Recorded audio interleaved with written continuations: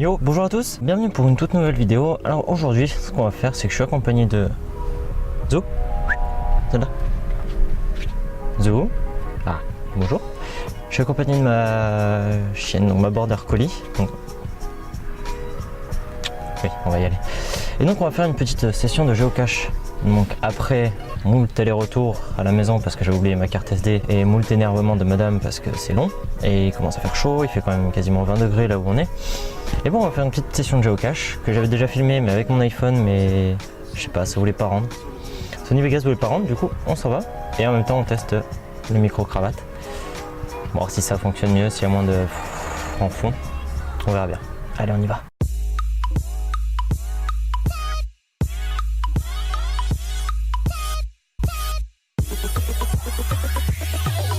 Bon, après avoir failli écraser la caméra parce que j'ai pas de radar de recul devant.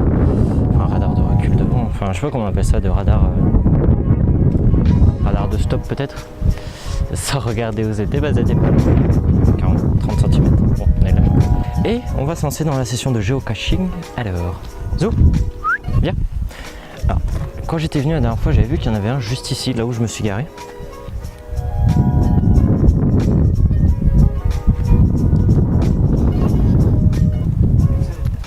Bon, il y a énormément de soleil. Je vous ferai un petit screen à peu près de ce que c'est. Enfin, un screen. Ouais, c'est un screen des étapes que je fais à chaque fois pour vous montrer où c'est, les coordonnées et toutes ces conneries là. Donc là, on va commencer. Donc il me semble que on se met en 4G. On repère l'endroit où on est. Il y a trop de vent. Et allez, jette-moi ça là. Donc juste sur ma position, il y a une cache. La Team Wonder Woman 2. Donc, c'est à 7 mètres de moi. Alors, je clique sur début. Et donc, il m'indique que c'est blablabla par là.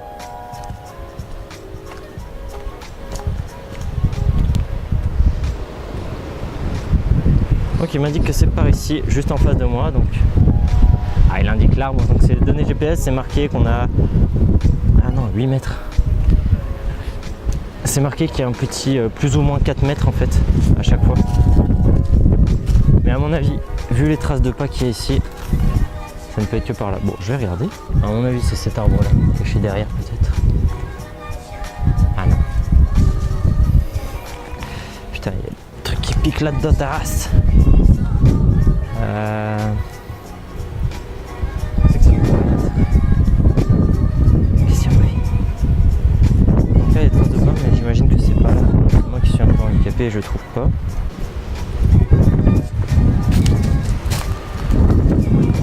Enfin, j'ai traces de pas, c'est traces de centimètres.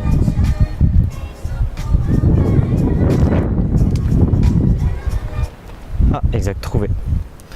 Donc là, on peut voir la petite cache.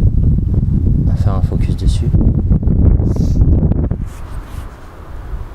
Ouais, il y a extrêmement de vent, je le vois dans la hauteur du son. Donc, ah ouais, donc elle est juste posée comme ça.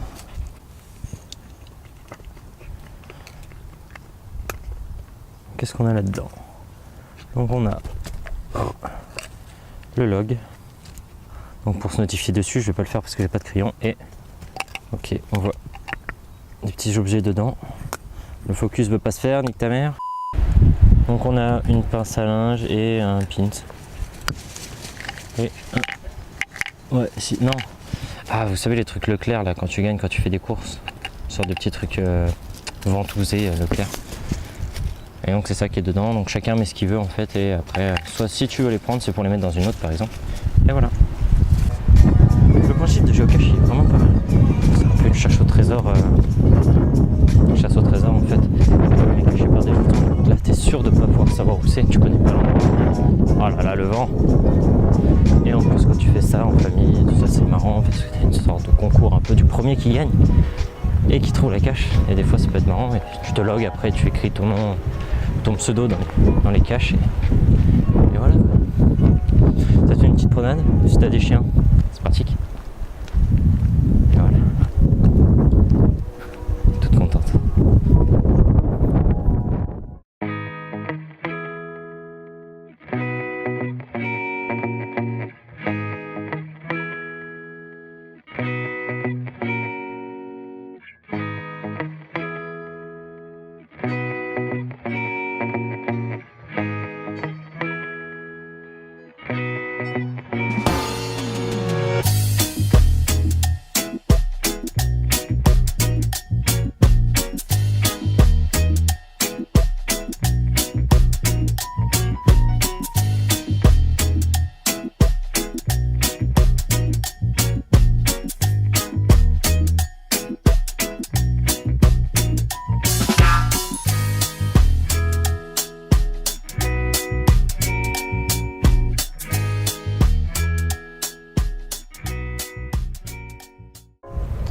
Donc là, comme on voit sur l'écran, donc la Team Wonder, toujours la même, a un nouveau cache par ici, donc on va aller chercher. Normalement je sais où c'est, mais bon, après il y a toujours des surprises, des fois il suffit que les gens le déplacent un petit peu, et là c'est la misère. Donc il est vraiment pas loin, il est à exactement 45 mètres, donc c'est vraiment pas loin, et je pense, ben non, je pense pas savoir ici. Donc il est toujours tout droit, et si je crois savoir où il est celui-là, c'est pour ça que c'est... En fait, j'ai voulu repasser là pour vous montrer un peu le principe, sachant qu'aujourd'hui il y a beaucoup de vent, c'est la première fois que je prends la caméra dans la nature comme ça avec un micro-cravate, donc c'est aussi des tests pour moi. Et donc, ouais, c'est sûr, ok. Donc ça nous indique que c'est plus, les coordonnées GPS nous indiquent que c'est plus sur la droite, et là, celui-ci on le voit de loin. Donc je mets fin, j'ai déjà trouvé, hop, et donc on peut voir qu'il est là-bas. Le petit point blanc, la cache est là-bas, donc on s'y rend.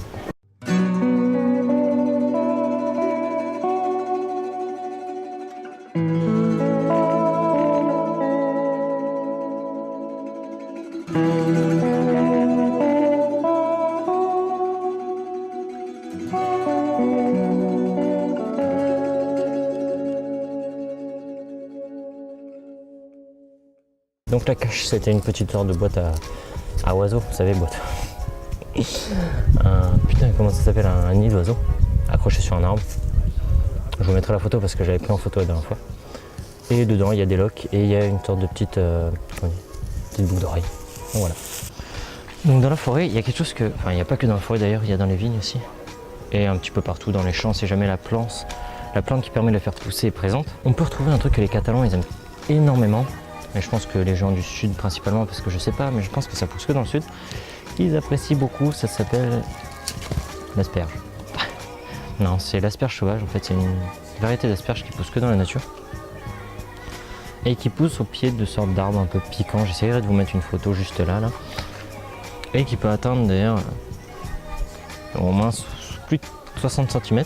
Mais c'est rare d'en voir des grandes parce qu'ils sont tellement friands de ça qu'ils y vont quasiment tous les jours pour les manger. Et donc ici je vais vous montrer, il y en a une qui fait au moins 80 cm que les gens ils prennent pas alors qu'ils passent ici souvent, d'ailleurs j'en ai pas trouvé une seule depuis le début. Et ça se mange principalement dans les omelettes. Je sais pas si ça se mange nature comme ça, comme, je sais pas, comme de la salade. Ou peut-être qu'ils mangent ça en salade aussi, je sais pas, mais ils aiment bien ça dans les omelettes. On peut voir toutes les photos de mecs qui mangent ça dans les omelettes, c'est ouf. Et la saison mars, avril, mai, je pense que c'est dans les périodes où ça pousse. Et bah tu croises énormément de personnes avec des sacs à dos dans les forêts en train d'aller chercher les asperges. Et donc voilà, c'était juste pour passer maintenant qu'il y en a une parce que celle-là je la croise quasiment tout le temps à chaque fois que je viens ici. Et au début elle était toute petite mais je me dis j'aime pas ça donc je vais pas la ramasser. Et là elle fait au moins 80 cm donc elle est vraiment énorme, c'est la Sainte Asperge. Personne qui va la prendre, c'est là. Donc la Sainte Asperge se trouve ici. Tac. Tac. Donc là on peut voir une asperge d'au moins 80 cm. Un peu comme ma bite. Donc elle est tout là, elle est immense. Un peu comme ma bite. Donc nous voilà. Donc là on se retrouve en haut des montagnes. Je vous ferai un petit plan de la belle où j'ai soyé en pleine gueule aussi, c'est sympa. Et donc on va chercher la deuxième cache que je pourrais vous montrer. Non, la troisième exactement, je viens de la montrer deux. Et celle-là je la connais, je sais où elle est. Donc elle va être rapide à trouver. La prochaine fois on fera une vidéo où j'en ferai des nouvelles. Mais j'essaierai de me ramener quelqu'un pour filmer parce que là pour filmer, chercher qui est le micro, c'est assez compliqué. Et vu que je suis pas un expert là-dedans, c'est pas facile. Et donc la cache est indiquée sur un de ces arbres. Ah bah, ok. Quelqu'un qui l'a déplacé, maintenant il est encore plus simple à trouver. Voilà, c'est ça qui est dommage aussi. On la trouve facilement.